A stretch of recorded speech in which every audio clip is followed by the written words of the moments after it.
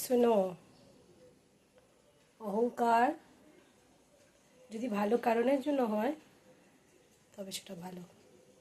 লোকে আমায় অহংকারী বলে, আমার খুব মজা লাগে, খুব আনন্দ লাগে। সত্যিই আমি অহংকারী, কারণ আমি কারোর ক্ষতি করি না, কারণ আমি সৎ, কারণ আমি সহজে কাউকে দুঃখ দিয়ে কথা বলি না, কারণ আমি রাস্তাঘাটে মানুষ বিপদে পড়লে তার পাশে থাকি, কারণ কারোর সাথে আমি ছলচাতুরি করি না, চেষ্টা করি সবসময় সৎ থাকার। কোনো বয়স্ক লোক রাস্তাঘাটে পড়ে গেলে, কোনো প্রবলেমে পড়লে আমার চোখের সামনে অন্তত আমি চেষ্টা করি তাকে উপকার করার। আমার ভেতরে যে আওয়াজ সবসময় আমাকে পজিটিভ দিকে দৌড়ায়, পজিটিভ দিকে দৌড় করায়, পজিটিভ ভাবতে সাহায্য করে। এই জন্যে আমি অহংকারী।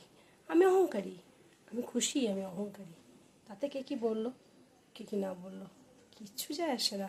আমি অহংকারী ছিলাম, অহংকারী আছি, অহংকারী থাকবো। ব্যাস।